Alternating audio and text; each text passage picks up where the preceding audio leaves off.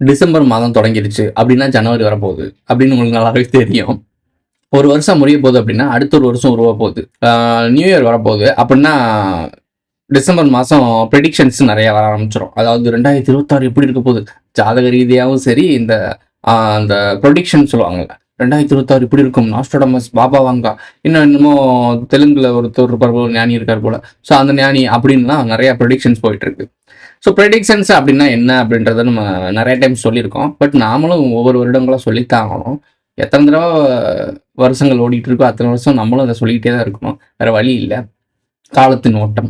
So இந்த 2026 எப்படி இருக்க போகுது அப்படின்னு நாஸ்ட்ராடமஸும் இந்த பாபா வங்கா இவங்கெல்லாம் என்ன சொல்றாங்க, அது என்ன மாதிரி சாராம்சம், இது என்ன மாதிரி ஒர்க் ஆகிட்டு இருக்கு, இவங்க சொல்றதுனால நடக்குதா, இல்லை இவங்க ஃபியூச்சரை ப்ரெடிக்ட் பண்றாங்களா, இல்லை ஃபியூச்சர்ல நடக்க போறத இவங்க இப்பவே நமக்கு பழக்கப்படுத்துறாங்களா?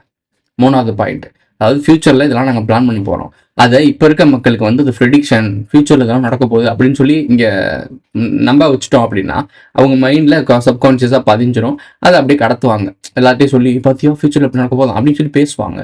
அப்படி பேசும்போது ஃபியூச்சரில் அந்த மாதிரி ஒரு நிகழ்வு நடக்கும்போது ஆமாம் அன்றை கணித்தார் பாபா வாங்கா அப்படின்னு நீங்கள் இது ஒரு நார்மலைஸ் பண்ணிட்டு போயிருவீங்க, அவனை ஞானி ஆக்கிடுவீங்க, இவனோட செயல்பாடும் சிறப்பாக நடந்து போயிடும். ஆனால் இது ரெண்டையுமே நடத்துனது ஒரு கூட்டம் தான். இதெல்லாம் தற்செயல் கிடையாது, எல்லாம் ஸ்கிரிப்ட் படி போயிட்டு இருக்குன்றத நீங்க சிந்திச்சிடவே கூடாது. மனிதன் சிந்திக்கவே கூடாதுன்றது தான் மெயின் பாயிண்ட்ன்றத என்னைக்குமே நீங்க புரிஞ்சுக்க போறதில்ல. அதை இன்னைக்கு புரிஞ்சுப்பீங்க அப்படின்னு நம்புறேன்.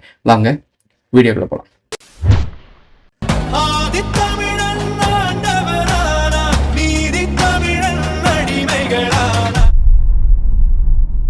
முதல் அந்த அட்லஸ், அந்த 3i அது ஒரு இதுன்னு சொன்னாங்கல்ல, இந்த ஒரு எரிக்கல் மாதிரி ஒன்று வந்துட்டு இருக்கு. பட் ஆனால் சேட்டலைட் இல்லை, ஒரு ஷிப்பாக இருக்கும், ஏலியன் கம்யூனிகேஷன் நடக்கும், ஏஐ டெக்னாலஜி பயங்கரமாக மோனோபிளி பண்ணோம், அதாவது டாமினேஷன் பண்ணோம், மனிதர்களுக்கு மிகப்பெரிய உதவியாகவும் வரும், மனிதர்களே கட்டளையிடுற அளவுக்கு வளர்ந்துரும் அப்படின்னு சொல்கிறாங்க. மனிதர்கள் எப்படி வாழணும், எப்படி செயல்படணும், நீ என்ன பண்ணணும், என்ன பண்ணக்கூடாது, இந்த ரொட்டீனான லைஃபே அது கற்றுக் கொடுக்க ஆரம்பிக்கும். அதாவது நாம் உருவாக்குன ஒரு ஏஐ டெக்னாலஜி நம்மளை கட்டுப்படுத்தும் அப்படின்ற ஒரு விஷயம். காலநிலை, கிளைமேட் சேஞ்சிங், ஸோ இந்த மாதிரி விஷயங்கள்லாம் புது ஒரு சக்தியை கண்டுபிடிப்பாங்க. அதாவது உலகத்தில் ஒரு புது சக்தி கண்டுபிடிப்பாங்களாம். அதனால இப்போ இருக்கக்கூடிய அந்த குளோபல் வார்மிங் இருக்குல்ல, ஸோ அந்த மாசுபடுத்துறது என்ன, அது காற்றை மாசுபடுத்துறது, ஸ்பேஸ், இந்த ஓசோன் லேயரை மாசுபடுத்துறது என்ன, நம்ம விடக்கூடிய கார்பன், அதாவது நம்ம பொல்யூஷன் பண்ணுறோம், இயற்கையை பொல்யூஷன் பண்ணுறோம், பூமியை சூடாக்குறோம், மலைகளை வெட்டி திங்கிறோம், இதெல்லாம் கான்செப்ட். ஸோ இதான் சொல்ல வராங்க, அதெல்லாம் கான்செப்ட் இருக்குது. இன்னும் நிறைய விஷயங்கள் இருக்குது, ஏஐ டெக்னாலஜி, சூப்பர் ஹீரோ ஒருத்தர் வருவார், கல்கி, மகதி, ஜீசஸ் செகண்ட் கம்மிங். ஸோ மதங்களில் ஆல்ரெடி சொல்லிட்டு போயிட்டான். பட் இந்த பகுத்து அறிவு கொஞ்சம் வேறு மாதிரி சிந்திப்பாங்க இல்லை, எல்லா மதங்கள்லையும் இல்லாமல் வித்தியாசமாக சிந்திக்கிற தனிப்பட்ட மக்கள் இருப்பாங்க. அவங்களுக்கு ப்ரெடிக்ஷன்றது ஒரு வரப்பிரசாதம் மாதிரி. அவங்க மைண்ட் செட்டில் என்ன அப்படின்னா, ரஷ்யாவில் வந்து ஒரு தலைமை உருவாகும்னு சொன்னாங்க. முதல் என்ன சொன்னாங்க, இந்தியனில் 3 கடல் சேரக்கூடிய இடத்துல ஒரு தலைவன் உருவாவான்னு சொன்னாங்க. இப்போ ரஷ்யாவில் இருந்து ஒரு மிகப்பெரிய தலைவர் உருவாவார், அது யூனிவர்சலுக்கே காட் மாதிரி, அதாவது யூனிவர்சலுக்கே கிங் மாதிரி மாறுவார் அப்படிலாம் சொல்கிறாங்க, அதாவது பிரபஞ்சத்தின் அதிபதி. ஸோ அதை சொல்கிறாங்க. இன்னும் எக்ஸட்ரா நிறையா இருக்குது. சரி, நீங்கள் பார்த்த ப்ரெடிக்ஷன்ஸ் என்னென்னமோ இருக்கும், இதில் நான் சொன்னதும் சொல்லாமல் நிறையா விஷயங்கள் இருக்குது. நீங்கள் நல்லா யோசிச்சு பாருங்கள். ஃபர்ஸ்ட் இந்த அட்லஸ்ன்றதில் வருவோம். இந்த அட்லஸ்ன்றது வந்து ஏலியன் கம்யூனிகேஷன், ஏலியன் வந்துருச்சு, இந்த வாவ் சிக்னல்னு சொல்லிட்டு ரொம்ப வருஷத்துக்கு முன்னாடி நடந்துச்சு. இவங்க இறந்த ஆண்டு அப்படின்னா 1996, அதாவது நான் பிறந்திருக்கேன், அவங்க இறந்துருக்காங்க. எந்த மாதத்தில் இறந்தாங்கன்னு தெரியல, பட் ஆனால் நான் பிறந்த வருஷம். சிம்பிளான விஷயத்த சொல்ல வேணும் அப்படின்னா, இந்த வானத்தில் இருக்க இந்த அட்லஸ்ன்ற விஷயங்கள் வந்து ஒரு ஆப்ஜெக்ட், அது ஒரு குறிப்பிட்ட விஷயத்துல சுத்துது. இதனால் வந்து ஒரு செயற்கையான ஒரு கல் போல இருக்கு. இது வந்து எதான சொல்றது, உருவாக்கப்பட்ட, அதாவது நம்ம ஷிப்பு, இந்த ஸ்பேஸ் ஷிப்பு இதெல்லாம் உருவாக்குறோம்ல, ஃப்ளைட் அதெல்லாம் உருவாக்குறோம்ல, அது போல இது உருவாக்கப்பட்டதா இருக்கும் அப்படின்றதுல ஓரளவுக்கு தேறி போயிட்டு இருக்கு. ஏன்னா கன்ஃபார்ம் பண்ணல. பட் இது ஒரு ஏலியன் ஷிப் வந்து நம்மளை கண்காணிச்சுக்கிட்டு இருக்கு, பூமியை ரொம்ப நாளாக கண்காணிச்சுட்டு இருக்க ஒரு சேட்டலைட்னு சொல்லிட்டு அன்ஐடென்டிஃபை ஆப்ஜெக்ட்னு சொல்லிட்டு இருப்பாங்க. அது ரொம்ப வருடங்களுக்கு முன்னாடிலாம் பேசிகிட்டு இருந்தாங்க. அதையும் இதையும் கம்பேர் பண்ணி கூட நீங்கள் பேசலாம். ஏன்னா அந்த மாதிரி ஒரு ஆப்ஜெக்ட் வந்து பூமியை வாட்ச் பண்ணிக்கிட்டே இருக்குது. இந்த இருக்க நிலவு நம்மளை ஓவராக நிலவை பற்றி கொஞ்சம் திங்க் பண்ணினாலே நிலவே ஒரு சேட்டலைட்னு நம்ம புரிஞ்சிடும். ஆமாம் ப்ரோ, பூமியோட துணைக்கோள்னா அப்போ அது ஒரு சேட்டலைட் தானே பூமிக்கு. அதாவது ப்ராக்டிக்கலாக படிக்கும் போது தெரியும். ஆனால் உண்மையிலே நீங்கள் அனுப்பின சேட்டலைட் உங்களை கண்காணிச்சு, மற்றவங்களையும் கண்காணிச்சு, உங்களுக்கு இன்ஃபர்மேஷன் கலெக்ட் பண்ணி கொடுக்குதுல, அதே மாதிரி தான் அதுவும் செயல்படுதுன்னு சொல்லி எவனாவது திங்க் பண்ணியிருக்கீங்களா? யோசிச்சு பாருங்க. இந்த நிலவுக்கும் இருக்க பூமிக்கும் இருக்க தொடர்பை நீங்கள் நோட் பண்ணி பார்த்தீங்கன்னா கரெக்டான ஒரு கேப்பில் நிலவு நிற்கிது. கரெக்டான ஒரு ரேடியேஷனில் சுற்றுது, கரெக்டான அந்த பருவநிலை காலநிலை மாற்றங்களுக்கு உதவி செய்யுது. இன்னொன்று கரெக்டான அந்த காலநிலையை கண்ட்ரோல் பண்ணுறது, அதாவது நாட்காட்டி அதெல்லாம் வந்து கணக்கு பண்ணுறது அமாவாசை பௌர்ணமி. ஸோ இந்த மாதங்களை கணக்கு போடுறது ரொம்ப ரொம்ப முக்கியமான விஷயம் நிலவு. ஸோ நிலவுன்றது ஒரு பர்ஃபெக்டான ஆப்ஜெக்ட். எப்படி நீங்கள் வந்து இந்த மேலே போய் அந்த பூமியோட அந்த காந்த புலத்தை கூட கரெக்டாக மேட்ச் பண்ணி சுற்ற வைக்கிறீங்கல்ல, ஃப்ளைட் இதெல்லாம் ஆப்ஜெக்ட்லாம் சுற்ற வைக்கிறீங்கல்ல, சேட்டலைட்டு அப்போ அந்த ஸ்பேஸ் ஷிப் இதெல்லாம் சுற்ற வைக்கிறீங்கல்ல, இதே கான்செப்டில் ஒரு விண்வெளி பொருள், அதாவது நிலவு சுற்றிக்கிட்டு இருக்கு அப்படின்னா நீங்கள் நிலைநாட்டுற மாதிரி உங்களை விட அட்வான்ஸ் டெக்னாலஜி, அதாவது ஈஜிப்ட் பிரமிட்லாம் இருந்த காலகட்டங்கள், ஐசேஜ் காலகட்டங்கள், பூமி உருவாகிறதுக்கு மனித குலம் உருவாகிறதுக்கு முன்னாடி ஒரு காலகட்டத்தில் ஒரு ஒரு சிவிலைசேஷன் இருந்திருக்கு. அந்த சிவிலைசேஷனோட டெக்னாலஜியாக இருந்திருக்க வாய்ப்பு இருக்குல்ல. என்ன பிறகு சொல்கிறீங்க, அப்போ பூமிக்கு நாம தானே ஏலியனு, நமக்கு முன்னாடி ஒரு சிவிலைசேஷன் இருந்துச்சுன்னா நாம தானே அடுத்து வந்திருக்கோம் அப்படிலாம் கான்செப்ட் போகும். ஸோ இது அதுக்குள்ளே போக வேண்டாம். காலநிலை மாற்றம், காலநிலை மாற்றம் வந்து அதுவாக நடக்குதா, அதாவது இயற்கையாக வந்து காலநிலை மாற்றம் நடக்குதா, என்ன நடக்குதுன்னு நல்லா யோசிச்சு பாருங்க. இவங்க ப்ரெடிக்ஷனை சொல்லிட்டாங்க, ஆனால் நம்ம ரியாலிட்டியை பார்க்கலாம். கொஞ்சம் பகுத்து அறியக்கூடிய அறிவு இருக்குல்ல, நமக்கு சிந்திக்கக்கூடிய திறன் இருக்கு. சிம்பிளான விஷயம் என்ன அப்படின்னா, மரங்களை அழிக்கிறாங்க, மேன்மைடு நிறைய காடுகள் அழிக்கப்படுது. நீங்கள் கூட யோசிச்சுக்கலாமே, விவசாயத்தை கண்டுபிடிக்கிறதுக்கு உருவாக்கம் முன்னாடி நல்ல காடு, இப்போ பார்த்துட்டு இருக்கீங்களா விவசாய நிலம் இத்தனை லட்சம் ஏக்கர் அத்தனை லட்சம் ஏக்கர்னு, இதுக்கு முன்னாடி இது மிகப்பெரிய காடு. ஸோ இதெல்லாம் அழிச்சது யாரு, நாம தான், வேற யாரும் இல்லை, நம்ம தான். ஸோ நமக்கு இதை கற்பிச்சது யாரு, வணிக கும்பல், ராயல் பிளட் லைன்ஸ், கந்தன்னு வச்சுக்கோங்க. கந்தன் இலங்கையில் வந்து இங்கே இருக்க மரங்கள் காடுகள்லாம் அழித்து விவசாய நிலமாக மாற்றணும். விவசாயம் வந்து இயற்கையான விஷயமா, அதுவே ஒரு செயற்கை தான். அதுவே இன்ன யாருக்குமே புரிய மாட்டேங்குது. அப்புறம் அதுக்காக நான் சோறு திங்காமல் இருப்பேன் அப்புறம் அது முட்டாத்தனமான கேள்விங்க கூடாது. உடனேலாம் ஒரு விஷயத்த மாற்ற முடியாது. அதுக்காக திருப்பி இப்போ காடு இருக்கா, காடுக்கு நிறைய காடு இருக்குது, காடுக்குள்ளே வாழக்கூடிய சுச்சுவேஷன் இருக்குது, வாழலாம், கவர்மெண்ட் பர்மிஷன் கொடுக்குறா சொல்லு, நான் போயிடுறேன் காட்டுக்குள்ள. அப்படி ஒரு விஷயம் இல்லை. அப்போ இதை பேசக்கூடாது. சரி, மலையை அழிச்சோம், காட்டு அழிச்சோம், தண்ணி அழிச்சோம், ஆற்று மண்ணை அள்ளணும், எல்லாமே பண்ணோம். நம்ம பண்ண வளர்ச்சின்ற நோக்கி நம்ம வந்து மனிதனுடைய ஆசை வந்து இந்த பூமி கொடுத்துக்கிட்டு தான் இருந்துச்சு. இந்த மனிதனோட பேராசையினால அள்ளி அள்ளி அள்ளி இயற்கையை மொத்தமாக அழிச்சது இந்த மனிதன் தான். நான் சொல்றது சாதாரண மக்களை சொல்லலை. அதிகாரம், அரசாங்கம், கவர்மெண்ட்டு, கார்பரேட்டு, இது எல்லாமே, அதாவது எவங்கிட்ட பதவியும் அதிகாரமும் இருக்கோ அவன் இதை பாதுகாக்க வேண்டியதை வச்சுக்கிட்டு திருடி தின்னுட்டு இருக்கேன். அதாவது திருடன் கையில் கொத்து சாவியை கொடுத்த கதை சொல்லுவாங்கள்ல, ஸோ அந்த மாதிரி அது பண்ணியிருக்காங்க. உலகம் முழுக்க அப்படிதான். ஸோ இங்கே ஸ்பெசிஃபிக்காலாம் சொல்லலை, உலகம் முழுக்க இது நடக்குது. அதனால தான் இப்போ எல்லா திருடங்களை காப்பாற்றிக்கிறதுக்காக வேலை பார்த்துட்டு இருக்காங்க. ஒரு திருடங்களின் சாம்ராஜ்யம் நடந்துகிட்டு இருக்கு. மண்ணை மலையும் எல்லாத்தையும் எடுத்து தின்ட்டாங்க. ஸோ இதனால ஒரு டெக்னாலஜின்னு ஒரு விஷயத்த கொண்டு வராங்க. எக்ஸாம்பிளுக்கு யோசிச்சு பாருங்க, டெஸ்லா வந்து ஒரு காயில் உருவாக்குனாப்புல. அந்த காயில் மூலமா ஒரு வீட்டுக்கு, அதாவது மிகப்பெரிய ஒரு வீட்டுக்கு, அந்த டோனி ஸ்டார் கூட ஆர்க் ரியாக்டரோட உருவாக்கியிருப்பான்ல, ஸோ அந்த மாதிரி அது டெஸ்லாவோட இதுதான், ரெப்ரசன்ட் தான். அந்த காயில் ஒரு வீட்டில் நீங்கள் உருவாக்கி வச்சுட்டீங்க அப்படின்னா கிட்டத்தட்ட 3 வருஷத்துக்கிட்ட உங்களுக்கு கரண்ட் தேவையில்லை. அது மூலியமாக பண்ணிக்கலாம். திருப்பி ஒரு டைம் சார்ஜ் பண்ணிக்கிட்டு இல்லை திருப்பி வேற ஒன்று வாங்கி வச்சுக்கலாம். 3 வருடத்துக்கான கரண்ட் பில் உனக்கு கிடைக்காது அந்த ஒரு பொருள் வாங்கி வச்சுருந்தா. சரி, அதை கூட விடுங்க. உலகம் முழுக்க ஃப்ரீயாக எனர்ஜி கிடைக்கிறதுக்காக ஒரு மிகப்பெரிய ஒரு டவரை பில்ட் பண்ணப்பல. Wire, copper company, oil company, இந்த மாதிரி எல்லாம் வேலையே இல்லாமல் போய் உலகம் முழுக்க மின்சாரம் இலவசமாக இருக்கும். இதை ஒன்று உருவாக்கினாப்புல டெஸ்லா. ஆனால் அந்த டைமிங்கில் இருக்க அந்த ஆயில் கம்பெனியோட ஜேடின்னு ஒருத்தர் இருப்பாம்பல. ஸோ அவன் என்ன பண்ணிட்டான், தன்னோட வியாபாரத்துக்கே கார்பரேட் தான் உலகத்தை ரோல் பண்ணுறது, கார்பரேட் தான். அதாவது சம்பாதிக்க ஆசைப்படுறாங்க. இந்த முட்டாள் மக்கள் மேலே ஏறி சவாரி செய்கிறாங்க, இவ்வளோதான், வேற ஒன்றும் இல்லை. திங்க் பண்ணுங்க, அவங்கள ஏமாத்துறாங்க, அவ்வளோதான்.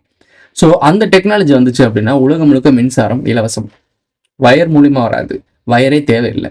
இப்போ எப்படி நீங்கள் இப்போ அட்வான்ஸ் டெக்னாலஜி மொபைல்லாம் வந்து சார்ஜ் போட வைக்கிறீங்கல்ல, சார்ஜர் பாயிண்ட் போட தேவையில்லை, நீங்கள் எங்கேயோ வச்சுருப்பீங்க, ஆனால் ஒரு பேடு மாதிரி இருக்கும், அந்த பேடில் வச்சிங்கனாலே ஆட்டோமேட்டிக்காக சார்ஜ் ஏறும்ல. ஸோ அந்த மாதிரி இப்போ சின்ன லெவலில் கொண்டு வந்திருக்கானுங்க, ஒரு குறிப்பிட்ட ரேஞ்ச் மட்டும். ஆனால் வயர்லாம் மொத்தமாக அழிஞ்சிடாது, அந்த ஒரு குறிப்பிட்ட டெக்னாலஜிக்கு மட்டும் சார்ஜ் போடுற மாதிரி கொண்டு வந்திருக்காங்க. ஆனால் டெஸ்லா எப்போ இருந்தார், அவர் எப்போ அந்த காயில் உருவாக்கினார் யோசிச்சு பாருங்க. அந்த டெக்னாலஜி அந்த காலகட்டத்தில் வந்துருந்துச்சுன்னா இப்போ அது எவ்வளோ அட்வான்ஸாக வளர்ந்துருக்குன்னு யோசிச்சு பாருங்க. எல்லாருக்குமே ஒய்ஃபை கிடைக்கிற மாதிரி, இன்டர்நெட் கிடைக்கிற மாதிரி காற்றுல கிடைக்கும். ஃபோன் பேசுகிறீங்கல்ல, எங்கேயுமே இதெல்லாம் ஒரு காற்றுல இருக்குல்ல, இங்கே எல்லா வைப்ரேஷனும் எல்லா அலைவரிசையும் நம்ம முன்னாடி தான் இருக்குது. அதை கரெக்டாக டியூன் பண்ண தெரிஞ்சிச்சுன்னா நம்ம அந்த டெக்னாலஜியை உருவாக்கணும்னு அர்த்தம். அப்படி தான் டவரை உருவாக்கியிருக்கீங்க, அப்படி தான் மொபைல் தொலைத்தொடர்பு. ஸோ எல்லாமே அலைவரிசையாக தான் இருக்குது. அந்த அலைவரிசையை கரெக்டாக டியூன் பண்ணி கரெக்டாக ஒரு பக்கம் செலுத்தி அதை ரிசீவ் பண்ணுறதுக்கு ஒரு ரிசீவரை உருவாக்கி அது மூலயமா நம்ம கேட்டுக்கிட்டு இருக்கோம். ஸோ சிம்பிள் சயின்ஸ் தான் எல்லாமே. இதெல்லாம் நம்ம ஆதியிலேயே நம்மலாம் பண்ணி பார்த்தாச்சு, பண்ணி இருந்துச்சு. நம்மகிட்ட இருந்த டெக்னாலஜி எல்லாம். இத சொன்னா உடனே பேரு வேற மாரி போகும். இது குமரி கண்டம் வரைக்கும் போகும். ஸோ நம்ம அங்க போக வேணாம். இந்த டெக்னாலஜி வந்திருக்கும். ஆனா இத அழிச்சது யாரு? கார்ப்பரேட். இந்த உலகத்த மறைமுகமா ரூல் பண்ணிட்டு இருக்கான். தின்னு கொளுத்தவன், மக்களை ஏமாத்தி பொழைச்சவன், மக்களோட ரத்தத்தை குடிச்சு வாழ்ந்தவன் அவங்க தான். இதுக்கு இப்போ கீழே வர அடித்தட்டு மக்கள், அதாவது அவங்களே கீழ்குடின்னு சொல்லுவாங்கல்ல, அந்த கீழ்குடி தான் இங்க இருக்க பொலிட்டிஷியன். என்ன ப்ரோ சொல்றீங்க? பொலிட்டிஷியன் லட்சம் கோடி இவ்வளவு சம்பாதிக்கிறாங்க, இவங்க எல்லாம் கீழே இருக்காங்கன்னா அப்ப அவங்களுக்கு மேல இருக்கவங்க என்ன ப்ரோ சொல்றாங்க? கணக்கு நீங்க கணக்கு போட்டுக்கோ. சரி, இது ஒரு மேட்டர். குளோபல் வார்மிங் வர்றதுக்கான காரணம் இந்த ஸ்ட்ரக்சர், தப்பான கட்டமைப்பு. ஓகேவா? இதுக்கும் மனிதர்களுக்கும் சம்மந்தமே இல்லை. நீ சரியான டெக்னாலஜியை மனிதர்கள் மத்தியில கொடுத்திருந்த அப்படின்னா, ஒரு சாதாரண ஒரு கூலி தொழிலாளி போய் தனக்கான ஒரு இன்ஜினியரிங் செஞ்சு தனக்கான பொருட்களை உருவாக்க முடியாது. ஒரு இடத்துல வேலை பார்த்து அந்த வேலை மூலியமா வர பணத்தை வச்சு இங்கே வாங்க முடியும். ஸோ இது ஒரு ஒரு நாகரிக கட்டமைப்பே ஒரு தப்பான ஸ்ட்ரக்சர் தான் சொல்லுவேன். நீங்க யோசிச்சு பாருங்க, இவங்க உருவாக்கக்கூடிய டெக்னாலஜி நல்ல என்வாரன்மெண்ட், இயற்கைக்கு எந்த பாதிப்பும் வரக்கூடாத ஒரு டெக்னாலஜியா இருந்துச்சுன்னா இந்த இயற்கை எவ்வளவு அழகா இருந்திருக்கும். இந்த குளோபல் வார்மிங்ன்ற வார்த்தையே நீங்க கேள்விப்பட்டிருக்க மாட்டீங்க. உலகம் முழுக்க இயற்கையாக தான் இருந்திருக்கும். வீட்டுக்கு ஒரு மரம் வளர்ப்போம்னு சொல்லிட்டு சின்ன வயசுல நம்ம கேட்டிருப்போம். ஆனா நம்ம வாழ்ந்துட்டு இருக்கிறது புறா கூண்டு மாதிரி வீடு. ஒவ்வொருத்தன் வீடு ஒருத்தன் வீட்டுக்குள்ள இன்னொருத்தன் அடைஞ்சு சின்ன வீட்டுக்குள்ள வாழ்ந்துட்டு இருக்கான். அவன் பெட்டி மாதிரி இருக்கிறத வாழ்ந்துட்டு இருக்கான். ஸோ இந்த வாழ்க்கையை வாழ்றதுக்கான காரணம் என்ன? நகரமயமாக்குதல். நகரத்தை சுத்தியே எல்லாத்தையும் வைக்கிறது. இவங்க இந்த உலகத்தை தப்பான பாதையில வழி நடத்தி கொண்டு போயிட்டு இருக்காங்க. அதோட ஃபெயிலியர்ஸ் எல்லாம் இப்ப நம்ம அனுபவிச்சுட்டு இருக்கோம். குளோபல் வார்மிங், எக்கனாமிக்கல் கொலாப்ஸ், எல்லாமே இப்ப நீங்க பார்த்துட்டு இருக்க எல்லா பிரச்சனையும் இந்த தவறான வழி நடத்தல் தான். ஏன் தவறான வழி நடத்தல்? ஒருத்தனோட பெரிய பெரிய ஏதாவது சொல்ற ஒருத்தனுடைய பேராசையினால நடந்துச்சா? மனிதர்கள் முட்டாளா இருக்கணும். மனிதர்கள் உண்மையான மனிதர் அறிவை யூஸ் பண்ணிடக்கூடாது. மனிதர்கள் உண்மையான அறிவை யூஸ் பண்ணா என்ன நடக்கும் அப்படின்னா, உலகத்தில் நடந்த எல்லா நிகழ்வும் தெரிய ஆரம்பிக்கும். இந்த பிரபஞ்சம்னா கையில் அடங்கக்கூடிய அளவுக்கு ஒரு ஒரு சக்தியான ஒரு விஷயம். இதை புரிஞ்சுக்க கூடாதுன்னு நினைக்கிறான். அதனாலதான் இந்த ஆகச்சிறந்த ஒரு கம்ப்யூட்டரை சப்ரஸ் பண்ணி ஒரு மொபைல் போன்ல ஏஐட்ட கேட்டு பதில் தெரிஞ்சுக்கிற அளவுக்கு ஆக்கி வச்சிருக்கான். மனிதர்களை முட்டாளாக்கி வச்சிருக்கான். சரி, சிம்பிள். இன்னொன்னு என்ன? ரஷ்யால ஒரு சூப்பர் பவர் உருவாகும்னு சொல்றாங்க. மகதி எப்படி வருவான்னு சொன்னாங்களோ, ஜீசஸ் செகண்ட் கம்மிங் எப்படி வருவாங்கன்னு சொல்லணும், கல்கி வருவாங்கன்னு சொன்னாங்களோ, இது ஏன் சொன்னாங்க? அப்பதானே நீ உட்கார்ந்து இருப்ப, எந்த வேலையும் பண்ணாம, எந்த ஒரு முயற்சி எடுக்காம. நம்மளை காப்பாத்த கல்கி பகவான் வருவார், நம்மளை காப்பாத்துறதுக்கு ஜீசஸ் வருவாப்ல, நம்மளை பார்க்கறதுக்கு மகதி வருவார். இப்படி ஒவ்வொரு புராணங்களும் ஒவ்வொரு இதிகாசங்களும் உன்னை காப்பாற்ற வரைக்கும் வருவான் அப்படின்னு உட்காந்துட்டே இருப்ப. அது அவன் பண்ண சக்சஸ். ஆதி காலத்துல இருந்து இப்போ வரைக்கும் அவன் பண்ண சக்சஸ் ஆகலாம். அதனாலதான் அது சார்ந்த சூப்பர் ஹீரோஸ் மூவிஸ் எல்லாமே வந்தது. உங்களை காப்பாத்துறதுக்கு ஒருத்தன் வருவான். ஏன் வரணும்னு நான் கேட்குறேன். உனக்கு கை கால் இருக்கு, உனக்கு அறிவு இருக்கு, உனக்கு பேச தெரியும், பழக தெரியும், நல்லது கெட்டது தெரிஞ்சுக்க தெரியும். இது எல்லாமே தெரிஞ்சும் ஒருத்தன் காப்பாற்ற வரணும்னா உனக்கான ப்ரையாரிட்டி என்ன? நீ எதுக்கு ஹியூமனா பிறந்த? ஹியூமனோட சக்தி ஆக சிறந்த சக்தி, ஆக சிறந்த கண்டுபிடிப்பு. அதை பயன்படுத்தாம உனக்கு காப்பாற்றுறதுக்கு ஒருத்தன் வருவான்னா கடவுளுக்கு அனுப்போனா? எனக்கு புரியல. நான் படைச்ச உண்மையிலே நீங்க சொல்றபடி ஸ்ட்ரக்சராகவே இருந்தாலும் இந்த மனித கூட்டத்தை இவ்வளவு அழகா படைச்சிருக்க கடவுளுக்கு இவனை காப்பாத்துறதுக்கு ஒருத்தன் உருவாக்கணும்னு ஏன் அந்த எண்ணம் எதுக்கு வரணும்? அம்புட்டையும் உனக்கு கொடுத்துட்டாங்கல்ல, எல்லாமே இங்க இருக்குல்ல. என்ன இல்லை உங்களுக்கு? இந்த பூமியில என்ன இல்லை? எல்லாமே இருக்கு. இந்த பூமியை தவிர்த்து நீ என்ன ஆசைப்பட்டுற போற? எல்லாமே இங்க இருக்கு. இந்த இருக்க பொருட்களை சரியா பயன்படுத்தி அனுபவிக்க தெரியாது தற்கொலையா நம்மளை வாழ வச்சிருக்காங்க.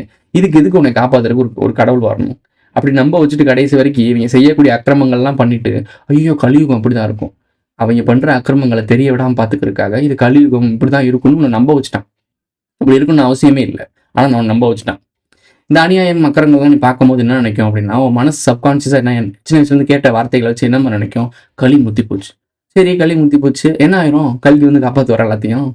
இவனே ஒரு ஆளை செட் பண்ணி, இவனே 3ஆம் உலக போர்னு ஆரம்பிச்சு ஹிட்லர் மாதிரி ஒருத்தனை உருவாக்கி இந்த உலகத்துல போட்டு பாதி மக்கள் தொகையை குறைச்சி விட்டு அடுத்த ஒரு சுழற்சி கூட்டு போயிடுவான். அதாவது இப்ப இருக்க பார்லிமெண்ட், இந்த எலெக்ஷன், டெமோக்ரஸிலாம் இருக்குல்ல, இதை சுக்குன்னு நொறுக்கிட்டு அடுத்த ஒரு கட்டமைப்புக்குள்ள கூட்டி போயிடுவான். அது நீ என்ன நினைப்ப? ஸோ இவர் தான் நம்ம மகதி, இவர் தான் நம்ம ஜீசஸ், இவர் தான் நம்ம கல்கி அப்படின்னு ஒன்று நம்ப வைப்பான். அதுக்கு ஏற்ற மாதிரியே சமிக்கைகளும் கொடுப்பான். புரியுதா? ஸோ கொடுத்து அவனை வச்சு அடுத்த ஒரு உலகத்துக்கு கொண்டு போயிடுவான். எப்படி ஹிட்லர் இவர் தான் கல்கி அவதாரம் அப்போ சொல்லிட்டு இருந்தாங்க. ஸோ இந்த மாதிரி ஒரு அது ஃபெயிலியர் மாடல். ஸோ அதனால சக்ஸஸ் ஆயிடுச்சுன்னு வச்சுக்கோங்களேன். அவனை கல்கி ஆக்கி கொஞ்ச நாள் அவனை போட்டு தள்ளிட்டு அவனை கடவுளாக்கிட்டு அவனை சுற்றி அந்த மேட்ரிக்ஸ் உலகம், இந்த பரிணாமம், அதாவது இந்த டெமோக்ரஸின்ற ஒரு சிஸ்டத்தை மொத்தமாக டெமாலிஷ் பண்ணி அடுத்த ஒரு நியூ வேர்ல்டுக்குள்ளே கொண்டு போயிடுவான். அந்த வேர்ல்டுக்குள்ளே உருவாக்குனது யாரு? கல்கி. கல்கி என்ன சொல்லியிருக்காரு, எந்த மதமும் கிடையாது, ஒரே மதம். எந்த நாடும் கிடையாது, ஒரே நாடு.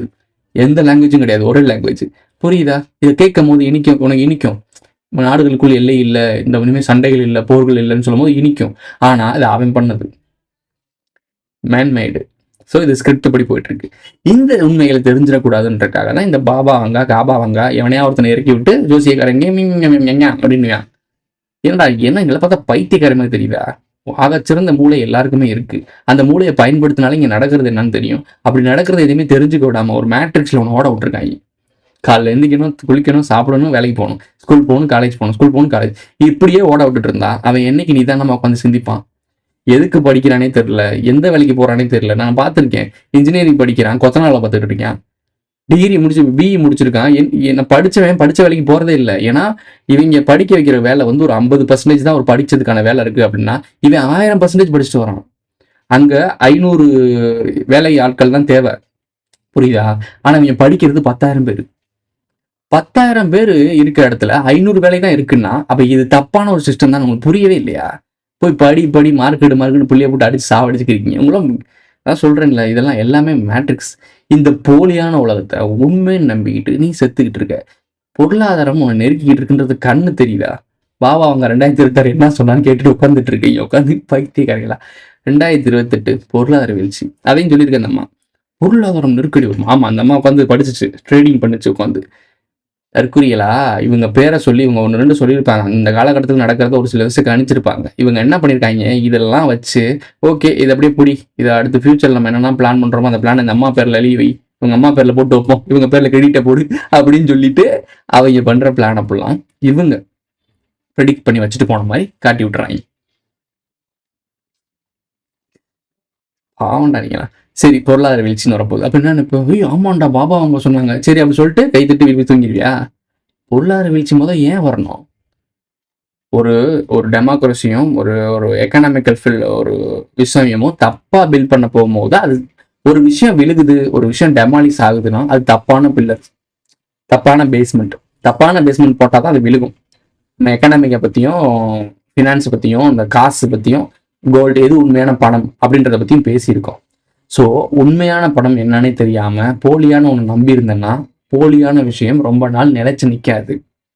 புரியும் நினைக்கிறேன். இப்போ சிம்பிளா சொல்றேன், இந்த பொருளாதார வீழ்ச்சி ஏன் விழுகுதுன்னு சொல்லி. இந்தியாவோட மதிப்பு வந்து ஒரு கோடி ரூபான்னு வச்சுக்குவோம். இந்தியாவோட மதிப்பு வந்து 1 கோடி ரூபா. 1 கோடி ரூபா தான் பணம் இருக்கணும். இந்தியாவோட மதிப்பு 1 கோடி ரூபா தான். ஆனால் இந்தியாவோட மதிப்புல 1 கோடி இருக்கும் போது இதுல கடன் மட்டுமே நம்ம 10 கோடி வாங்கியிருக்கோம்னு வச்சுக்கோங்களேன். அதை திருப்பி செலுத்துற வட்டியோட சேர்த்து பார்த்தா 25 கோடின்னு வச்சுக்கோங்களேன். இதை 25 கோடி, அதாவது 1 கோடி தான் மதிப்பு இந்தியாவோட மதிப்பே, ஆனா 25 கோடி கடன் மட்டுமே இருக்கு. ஆனா நீ வாங்கின கடனுக்கு திருப்பி அடைக்கும் போது உன் நாட்டையே கொடுத்தாலும் பத்தாது. ஏன்னா போலியான உண்மை. ஆனா உண்மையான ரிசோர்ஸ் என்ன தெரியுமா? இயற்கை வளம், சாப்பாடு, எல்லாமே அல்ல குறையாத செல்வம் இந்த பாரத திருநாட்டில் இருக்கு. அதை கரெக்டாக யூட்டிலைஸ் பண்ணி கரெக்டாக பயன்படுத்தி மக்களுக்கும் மற்றவங்களுக்கும் கொடுத்து வாழ்ந்தோம் அப்படின்னா, இந்த பகிர்ந்துண்டு வாழ் அப்படின்ற விஷயம் இருந்துச்சு அப்படின்னா, இது கோடியில் 1 கோடி ரூபாயில் அடங்காது, இது பல லட்சம் கோடிக்கு வரும். சமமானது. ஒரு தண்ணி தாகத்தில் சாக போறவனுக்கு தான் தெரியும் அந்த நீரோட அருமை, அந்த நீரோட வேல்யூ. ஒருத்தன் அந்த சாக போற கடைசி நிமிஷத்துலாம் தெரியும் அந்த 1 நிமிஷத்தோட 1 மணி நேரத்தோட அருமை. இப்போ நீங்கள் இப்போ பார்த்துட்டு இருக்கோம். இப்போ நானே இருக்கேன். இப்போ எனக்கு இந்த அடுத்த செகண்டில் எனக்கு ஒரு மரணம் வரப்போகுது அப்படின்னா, இந்த முன்னாடி ஒரு 10 நிமிஷம் கிடைச்சா நல்லா இருக்குமே, 5 நிமிஷம் கிடைச்சா நல்லா இருக்குமே ஆசைப்படுவோம். அப்போ தான் அந்த வேல்யூ, டயத்தோட வேல்யூ தெரியும். ஸோ எப்பயுமே ஒரு விஷயம் நம்மகிட்ட இருந்து பிடுங்கும் போது தான், அது இல்லாத போது தான் அதோட அருமை தெரியும்.